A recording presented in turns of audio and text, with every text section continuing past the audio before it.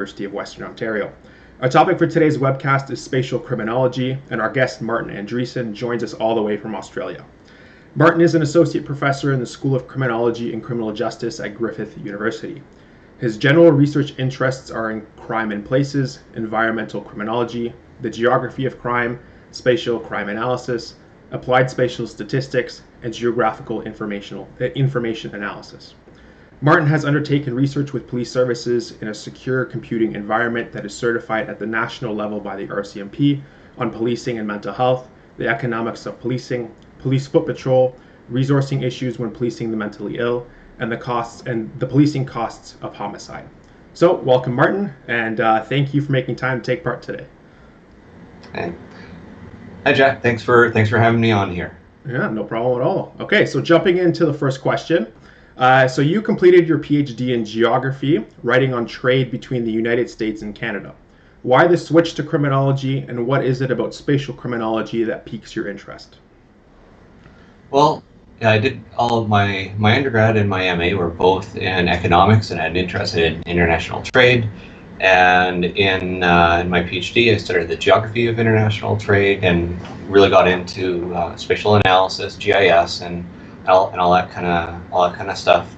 But along the way, actually in a college in Vancouver called Langara, I ended up meeting a friend in a first year sociology course, and his name is Greg. I won't throw him completely under the bus on that front, but we had a great time in that course, and parted ways and saw each other a few years later up at Simon Fraser University, where I did my BA and my MA. And ran into each other in the hallways and started talking. I was in the master's program at that time in econ, and he was on his way into the master's in criminology, working with people who would become my colleagues, half a dozen years later. And we started thinking that, hey, maybe we should write a paper together, because we were very like-minded on these things. And that's really how it all began. We started working in an area. That's where my research on ambient populations, measuring where people are and crime rates, where that all started. And I was working with Greg, and I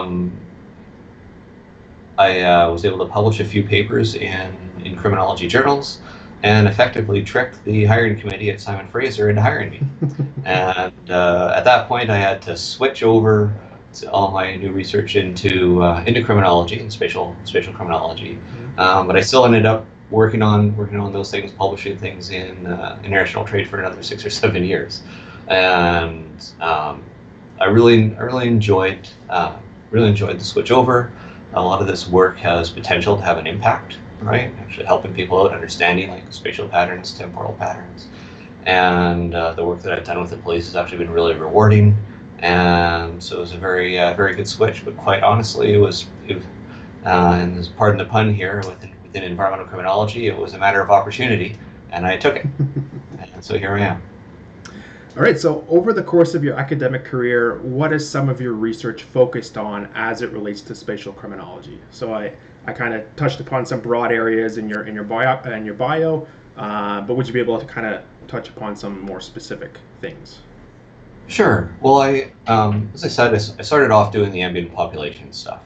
And so this is measuring, so if you think for a moment on crime rate calculations, if you're looking at area of a city, you have the residential population of the city. This is done by the census in Canada, the United States, and here in Australia. And depending on how big the city, it may matter. But you think of a city like, I can't speak to Ontario, but a city like Vancouver has, where I was born and raised, has a residential population of around 600,000 people. But it's an attractor, right? So people live and work in Vancouver, but people also live in suburbs and travel into the city to work, especially in downtown. And the most recent estimates in Vancouver estimate an increase in population of about almost 1/3, right? It's from about 600,000 to a little over 800,000 people. So that's a significant increase, and what that does is you're doing crime rate calculations. That has a huge impact on what the relative crime rate is. That has implications for police resources, for safety, and all sorts of other things. And so my research has been was focused on that for probably about a good 7 or 8 years. And if you think that that matters for the city, well, you see a lot of people end up living in the same city that they work. Very few people live in a different neighbor or work in the same neighborhood in which they live. Mm-hmm. Right, so most people end up moving around. The entire population ends up moving throughout the day, and the whole basis of a census is to have relatively representation across the entire city and for statistical purposes. And so the distribution of people in census tracts or other enumeration areas end up being fairly even across space. But where people actually are during the day is completely different. Right, so not many people live in the core of downtown, but there's a lot of people in the core of downtown. And so my research for many years was involved analyzing that, using different data sources, using some satellite data, Twitter data, cellular phone or mobile phone data, kind of estimating where people are and when they're there. And that's been in Vancouver, looking at also data over in Leeds with a colleague of mine, Nick Mallison, at the University of Leeds. And so focusing on that and the impact that that has on understanding the patterns of crime, which in some cases is quite significant, and also seeing how our theories end up tying in with that, and if the theories still hold when we end up measuring risk based on where people are, not based on where they live. Okay. And since then, a lot of my research has been spent, and there's a lot of overlap with these different things. I've been working in point pattern analysis. During my PhD, I developed a new test that looks at the differences between point patterns. It's an area-based test, and I've used it a lot. Right, so have to milk things for what you can in academia, so I keep on working on those things. And most recently, been doing a lot of work, as you mentioned, on persons with mental illness and their interactions with the police. And I'm moving into unemployment in crime and immigration in crime is what I'm focusing on right now.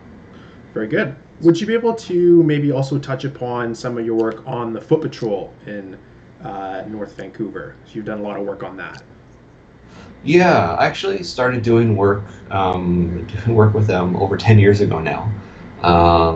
And what happened was at Lower Lonsdale in North Vancouver, it was a funny conversation with the officer in charge, the OIC there at the time. She ended up moving on into higher ranks within the RCMP.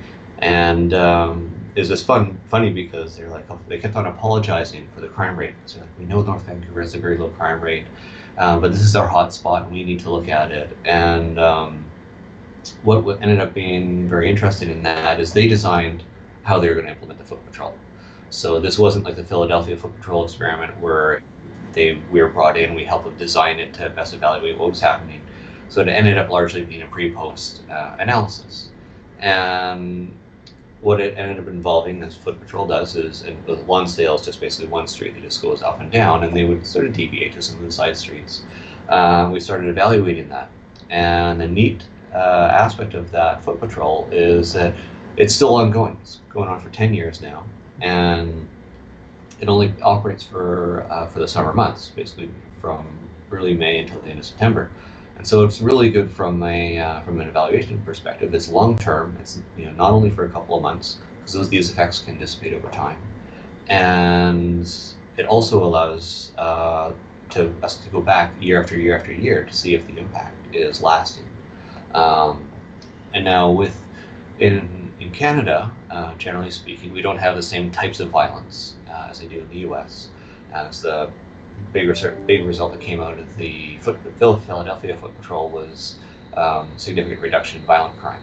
There had to be a certain threshold that it reached. I can't remember what that threshold was, but it was a significant reduction, and with very little impact on property crime. We found no impact on violent crime in North Vancouver, but a significant decrease in mischief and commercial burglary.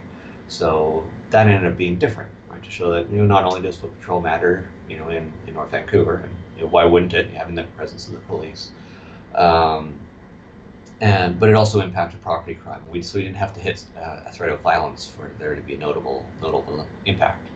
And what I think is actually one of the most interesting aspects of the research that came out is that we looked at the actual treatment area where the Foot Patrol was, and then the area surrounding it, so the potential displacement area, and we saw a drop in both places. So we think, oh, this is great, this is a win. No displacement. Some subsequent research I've done with other colleagues suggests that maybe the displacement has gone a little bit further than that, but not in North Vancouver, in another context. But so crime went down everywhere, but when you actually analyze the spatial pattern at the micro level, you see that crime went down in both places, but it went down more in the actual patrol area, the primary patrol area.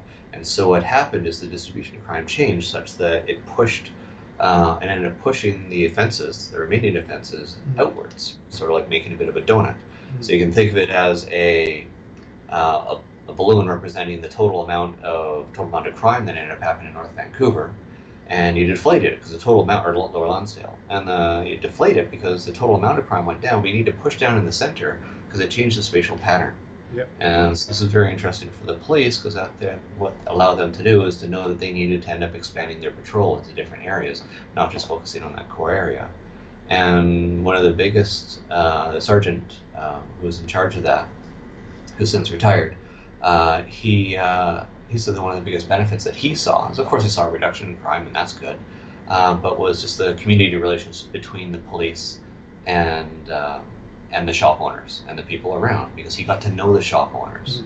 Right? And he was walking around in full uniform, of course, but people got to know him. He's a very nice guy. And so they got to know him that way, and it really improved community relations with the police. So it showed a huge impact on how, with police getting out of their vehicles and actually talking to the people in the community, what a positive impact that can end up being.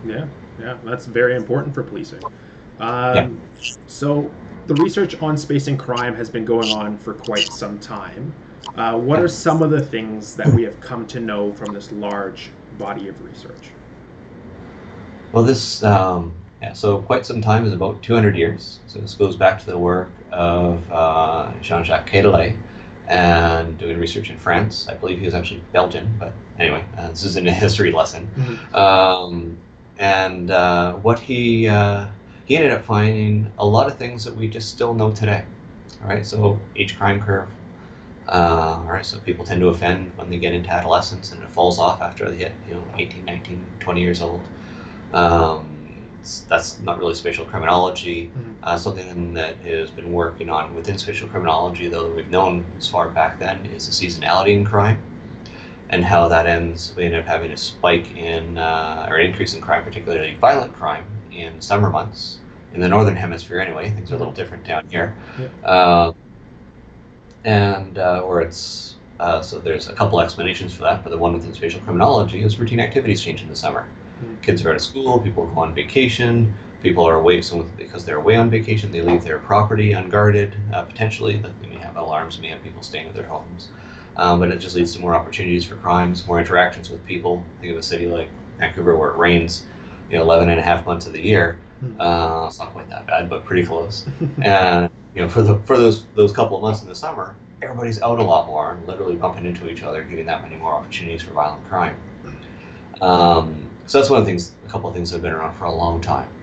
But one of the things that has also been known, and again, we've gotten a lot more of the nuances of late, right? Especially in the past 20 or 30 years.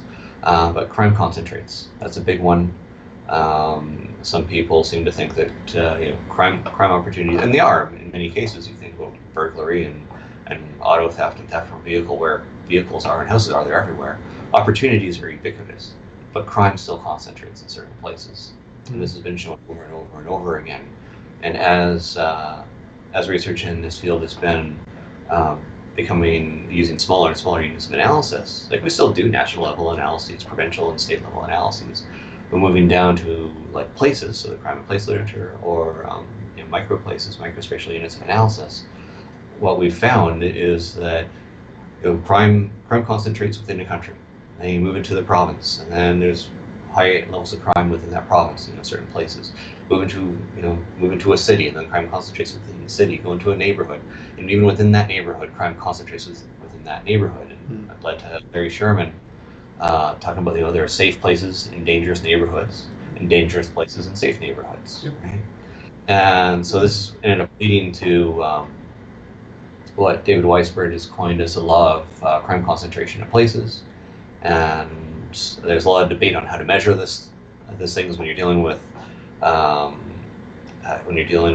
unit as small as a street segment. So like in Vancouver, there's 13,000 street segments. So if you end up only having 1,000 crimes in the city, of course, crime's going to concentrate, right? And just by measures. So there's a whole bunch of ways people end up looking at this, but that's not important for this webcast here. But what is important to note is that no matter how you end up looking at it, is that a small percentage of places account for a relatively large percentage of crime. The number that has been thrown around for the past 20 years or so has been 5% of places account for 50%. That's up for debate, but I think that it's still a good general rule to end up following. And that ends up being incredibly important for in a number of different contexts, for policing, where risk is, where you want to send police to, right? It's literally, it's this block and not that block. Yeah. Right? So they found in Seattle, and I found in Vancouver, that it's crime is highly concentrated and it varies from block to block to block. And what's been important to end up noting here is that even though the microplace ends up being incredibly important, I have some other things I'll talk about too, but is that we can't forget these larger neighborhoods. These street segments, they fall within neighborhoods, or police beats, they fall within cities. Even though some of the highest crime street segments in a city, or maybe in certain cities, the highest volume of crime, we've known for decades that the highest, or even longer, but we've known that the highest crime areas in Canada tend to be in medium to smaller sized cities, right? And ties back to the denominator issue. If you measure crime rates per 100,000 people, and you only have 50,000 people, one homicide is going to be, if you have one homicide in that city, it's going to be 2 homicides per 100,000, 0. You have one homicide in a place, and suddenly you're greater than the national average. But yeah, so neighborhoods still matter, and research by people in crime and place have shown this in a number of cases where most of the spatial variability, meaning the most important place to understand the spatial patterns of crime, are the microplaces. But we can't forget the neighborhoods, because these street segments are within neighborhoods. And so that leads to questions of what's on these street segments, the impact of the built environment, which ties back to the ambient population. Right, there's certain aspects of the built environment that allow people to end up converging in time and space. Standard routine activity theory argument, that where there are people and no guardians to guard against crime, then you're going to end up having criminal opportunity. And certain aspects of the built environment do that, right? Motivated offender, suitable target, capable guardian, and when you remove lack of a capable guardian, when you end up removing any one of those things, you can't have a crime. And so if there are places that have more of them, and certain aspects of our cities, the way we plan our cities, bring them all together, we're going to end up having more crime going on, which leads to opportunities for crime prevention, because we understand things from that context. So you already touched upon one theory, routine activities theory, but what are some other theories that have been generated on why crime occurs within particular places or spaces? Well, there's the routine activity approach, or routine activity theory, as we just mentioned there. Another one is the geometry of crime. So routine activity theory is put forth by Lawrence Cohen and Marcus Felsen. And Marcus Felsen has continued on working in this area in a number of different contexts. If anybody's interested in really reading about that, I strongly suggest his book, Crime in Everyday Life. I think it's in the 5th edition now. There's a whole bunch of them, at least 5 or 6, and they're excellent books. There's the Geometry of Crime. It was put forth by Paul and Patricia Brandingham, who recently retired from Simon Fraser University. Marcus Felsen's at Texas State, San Marcos, if you're interested in looking him up. You know where he is, but people who are listening. And the geometry of crime just is, if you really think about it, is just a spatial version of routine activities. In that we end up having our activity nodes. We have home, we have work, we have school, we have a primary place where we hang out, our friends' homes. So these are our activity nodes. We have pathways in between those nodes. and then we can actually understand victimization is that we're going to be victims of crime and commit crimes primarily in those areas, because those are the areas in which we know, right? So we know our built environment best in the places where we spend our time, so we're going to feel most comfortable in those places committing crimes. And we're just going to be in those places more often, so that's going to be explain why we're most victimized there. So it's when the activity spaces of potential motivated offenders and suitable targets end up overlapping is when you're going to end up seeing crime.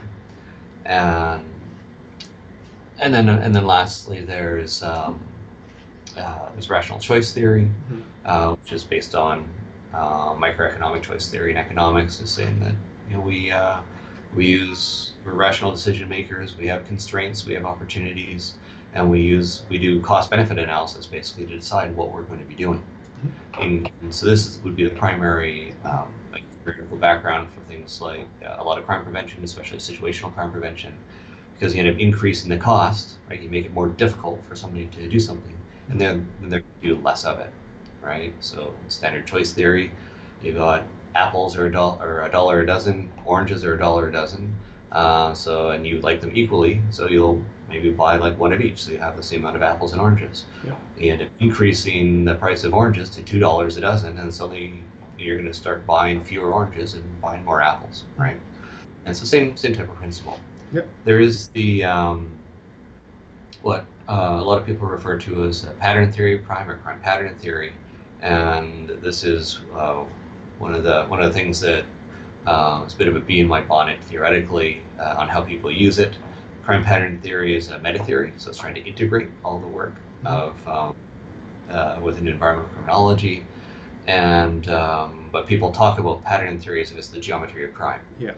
And I think part of the reason for that is Brennan Hams decided to publish 2 papers in the same year, one on pattern theory, one on past, nose, and edges, that was the continuing on the work of the geometry of crime, and so there's a lot of confusion on that. So it's, so those theories. Okay. So when it actually comes to the spatial analysis of crime, what then are some of the most common methods that are used? Well, the most common methods that are used out there are sometimes actually the most problematic ones is just simply hotspot analysis, right? So when you end up making hotspot maps in ArcGIS, so what that does is you have a set of points, and it creates basically that shows you where the densities of the points are, so you can end up seeing when it's green or blue, it's where it's a cool spot, and where it's red, it's a hot spot. And so that's probably one of the most common ones out there, and I do it myself. Right? It's a very easy way to represent things. It's very important to recognize or remember that when these hotspots are made, these kernel density maps, they're made using what's called a smoothing algorithm. And if it says you have this much crime here and this much crime here, then you have this much crime in between. Well, if we remember one of the things that we found in Crime in Place is we can have high crime here and high crime here and nothing in between. Yeah. Right, so it puts a value in there. So it has to be used very, very generally and can't be taken too literally, because just the way it ends up doing the calculations, it ends up it could end up giving you false inference. So you just need to know your places, really. So that's one of the things that's out there. Another common one that ends up being used in the research literature will be spatial regression analyses instead of regular regression or ordinary least squares. And so that is what that does is it controls for or technically filters out, but controls for spatial autocorrelation. So places that have high crime tend to be, I know we've talked about exceptions here, but tend to be next door to places that also have high crime. And that violates statistical assumptions, and so people will use spatial regressions to deal with that. That tends to be very common. Increasingly, something called just local spatial autocorrelation, local Moranzai, which is something that was developed by Luke Anselin in the mid-1990s, kind of looking at hotspots of crime, cold spots of crime, but identifies them as being significantly different from other places, right? So if you do a hotspot map, it may end up showing places that are hot, but are actually not that much different than other places. It's just the way the software program is in. And actually what's neat about the local stuff is that it'll end up identifying patterns that end up showing you how you may think that something matters everywhere, right? But it actually only matters in a few different places. And it's a subset of an entire city, for example, is driving global results. And this ends up being important for theory and also setting up policy and evaluation. Because if we run an analysis and we end up thinking that, oh, well, if we end up decreasing unemployment, then we're going to end up decreasing crime. And then we go implement an unemployment policy in this particular place, as in a policing intervention, obviously, but over in this one particular place, but that's not the area that's driving the results, then we're not going to have an impact, right? And people will think that unemployment, the other analyses were wrong, but they're right. It's just that the impact of that small portion of the city, usually 25 to 30% of the city, is driving the global result. It's so strong there that it makes it seem as though the entire city has that relationship. Okay. And so we've been seeing a lot more local spatial statistics that have been coming out. It's really started with Luke Hanselin's work. Also, some other people, Geddes and Ord had some other work in that area as well. I find that particularly fascinating in what's going on right now because it allows you to see where things are actually occurring. And so geographically weighted regression is something that's out there right now that's being used, and I'm using that increasingly in my own work. And it's been around since the mid-1990s in quantitative geography, but it took about 10 years to make its way into Crim. And so these are the techniques, like the local spatial statistical techniques are increasingly becoming utilized. And most of these things are available within ArcGIS. So it's just standard software that a lot of people have from Esri. And it's also available in free software like R, and a lot of people have other graphical user interfaces where you can end up using these software tools as well. Okay. So many police services employ crime or research analysts who conduct spatial analyses of crime as part of their regular duties.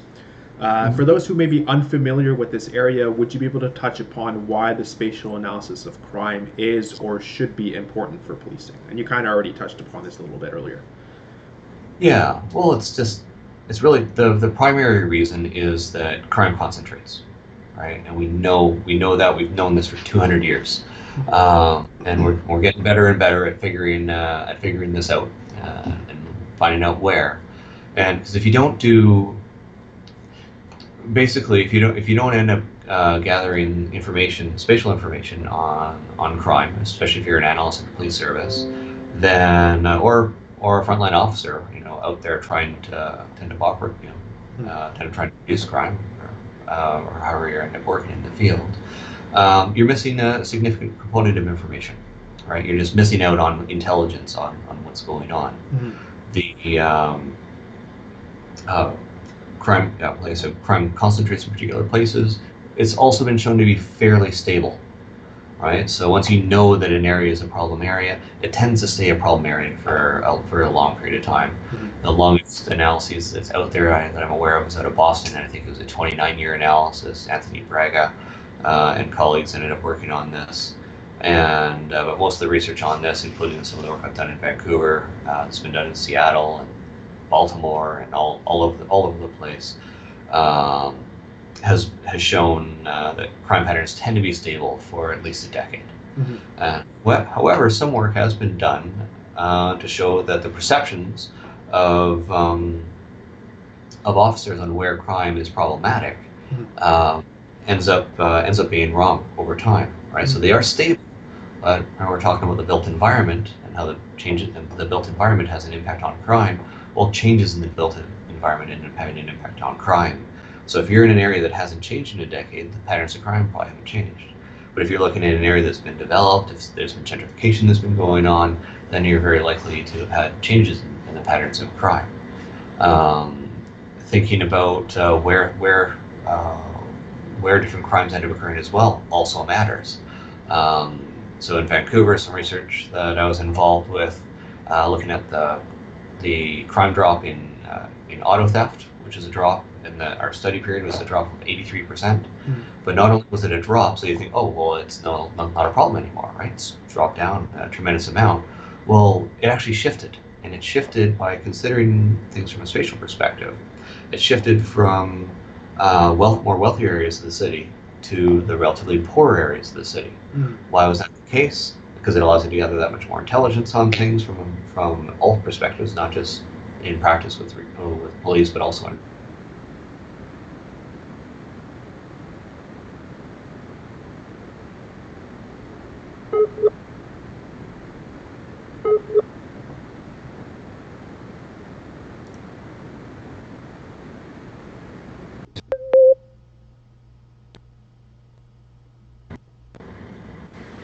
Martin? Are you there? Yeah, it disconnected for a second. Yeah. Okay. What was the last thing you heard? Last thing I heard. Sorry, I was more so worried about the connection dropping out. Oh, it dropped out again. Oh, you're back now. There we are. Okay.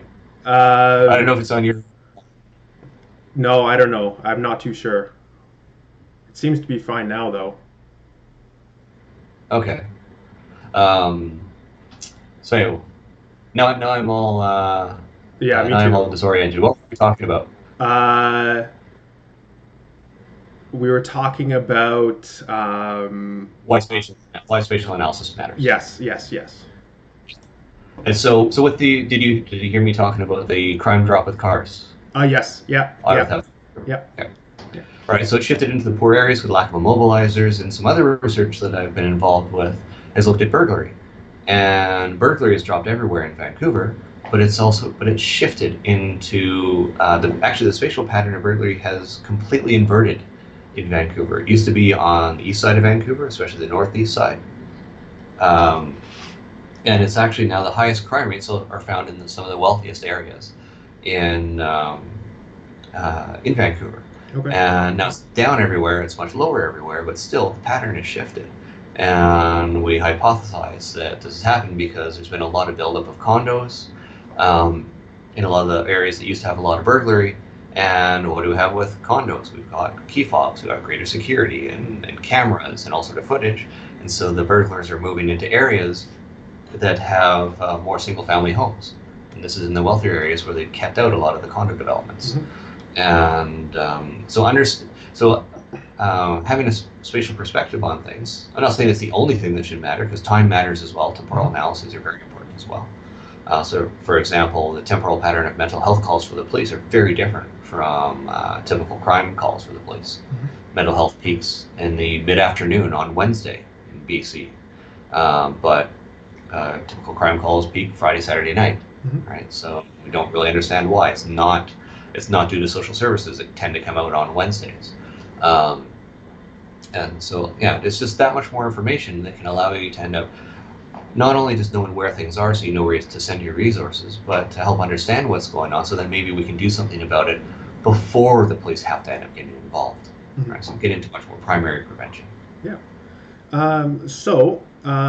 What are some things that you can recommend to crime analysts who may want to improve or build upon the spatial analysis skills that they already have?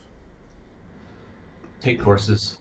If you're interested in this, like if you don't have a crime analysis job yet, mm-hmm. Doesn't mean that you have to go do a degree in geography. It's good to have understand things from a criminological perspective as well. You need methodological training, right, to end up doing things well.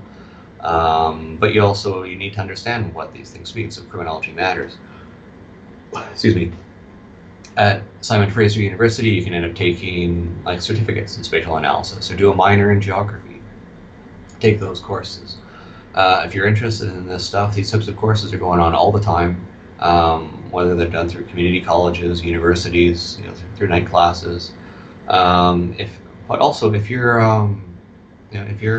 quantitatively strong, like if you've got a relatively good skill set on that front, webinars, so many people are learning. Like my students now are, so I'm going to date myself a little bit here. Like way back when I was going to school, we didn't have the internet, so we could end up learning things. So spend time in this really big building in the library on campus called a library that has books in it. Right? But now, like everybody is posting things on how to end up doing different types of analyses. There's one website I find. She has a Google site. She's also on YouTube, Econometrics Academy, and it's all free. It's all online. She teaches people how to do things in SPSS, SAS, Stata, R, and including some spatial analysis. So just take some time to learn those things. And if you have to, for courses, you may be able to get your work, especially if you're in a larger police agency, get them to pay for your training. Right? There's online modules to do this. So you don't have to travel to go anywhere. You can get a lot of these things done, at conferences, or you can end up doing a 1 day or 2 day intensive program on GIS and spatial analysis. And, American Society of Criminology does these every year. They vary from year to year. So that'd probably be the easiest way if you're already working. But if you're still in school and you haven't figured out a job yet, I would consider looking into a minor in geography where you can get a lot of these things. And that's probably the best I can think of on that front. Yeah, very good. Okay, so much of the research within the field of spatial criminology has focused on crime, such as examining crime hotspots or identifying how the built environment contributes to crime. Your more recent work, which you've slightly touched upon already, has focused on the spatial analysis of police calls involving persons in crisis, which are largely non-criminal in nature. Why or how would spatial knowledge about these calls help the police? Well, number one, I'll ask you a question. In the Canadian context, most people don't know this, so don't worry if you don't. But what percentage of calls relate to the criminal code in Canada that police receive? Do you know? I would assume it's very little. It's 20 to 30%, depending on the service, right? And so a lot of it ends up shocking a lot of people who go into policing, and they think they're just going to go dealing with crime, and a lot of the time, police work is really social work. Right? You're dealing with people in crisis, disturbing the peace, mental health calls, a lot of the non-criminal calls that police end up attending to are related to mental health. They won't necessarily be related to the Mental Health Act, invoking the Act, which ends up involving people who are a danger to themselves or to others. And so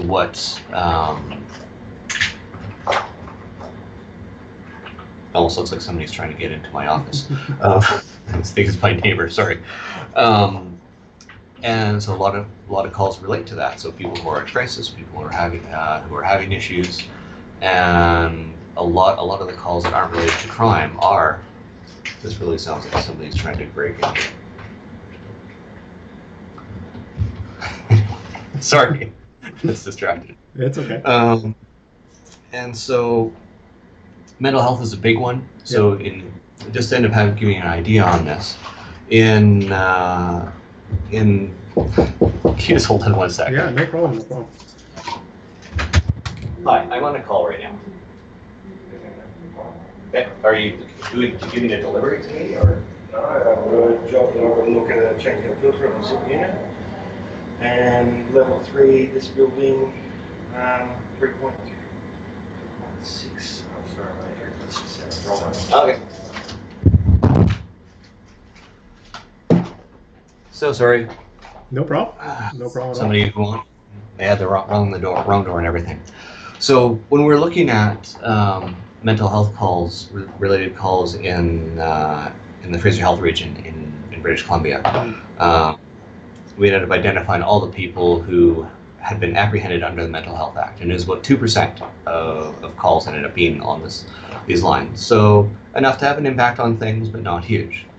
And then what we did is we took those people and found all their interactions with the police. There as an offender, as a victim, criminal, non-criminal, mental health, non-mental health, all these different contexts.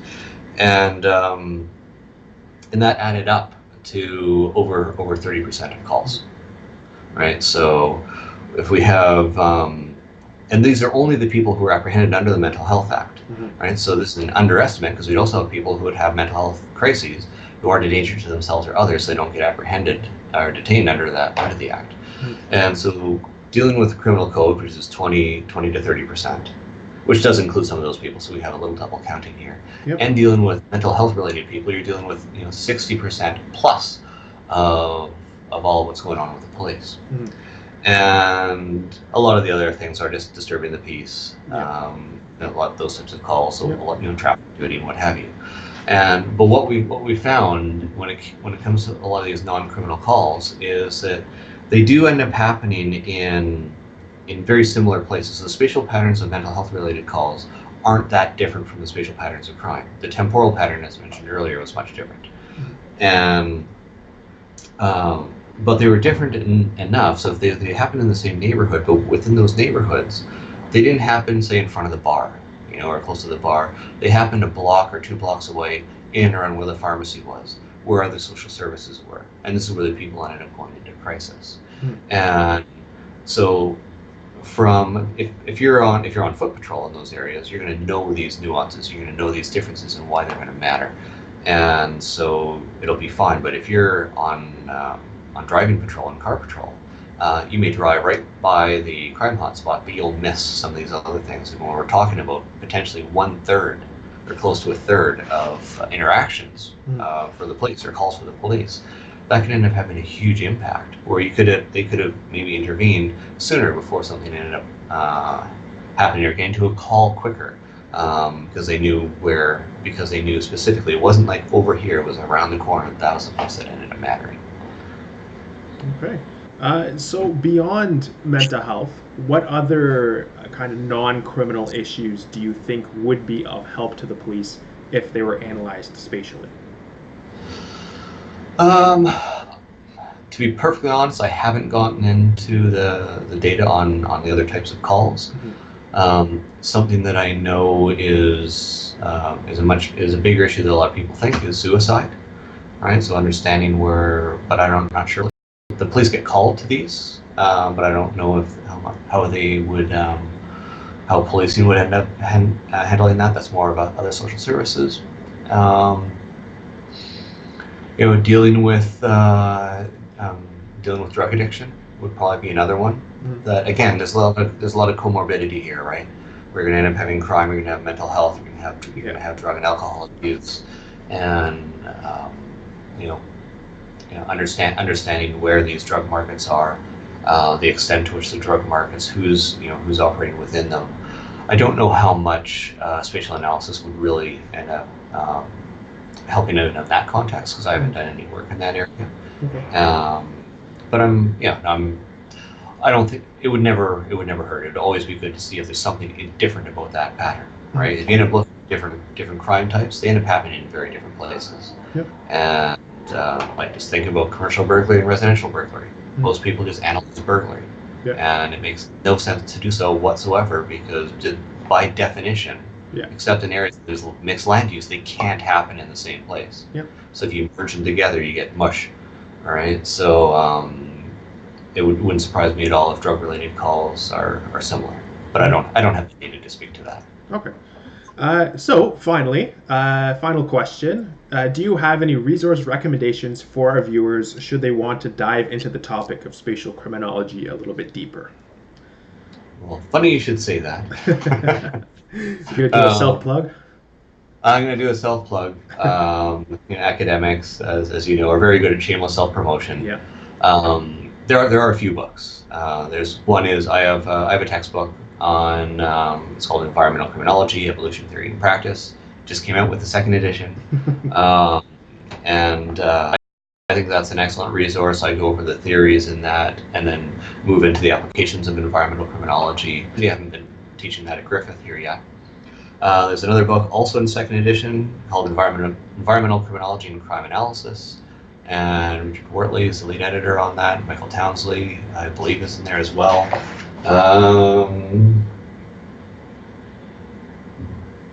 Sorry, I'm just turning my back on you here, but I want to have a quick look to see where it is, because I know I have it. There is the, so here, I'll pull it. So this is a copy of my book, so you can see the picture. Okay. Oxford Handbook of Environmental Criminology. And yeah, it's called Environmental Criminology and Crime Analysis. Here it is, second edition. Yeah, Richard Wortley and Michael Townsley. So this just came out the previous year or so as well. Okay. And those are all my book, and the edited by Wortley and Townsley are used as introductory course textbooks, whereas the handbook would be more advanced to get into other things. Okay. All right. Sounds good. So that's it for today. Thank you again, Martin, for taking time out of your day, and thank you to everyone that was able to tune in. And I apologize for the internet issues and the person knocking on my door. No problem. That's live streaming for you. Okay. Thanks, Martin.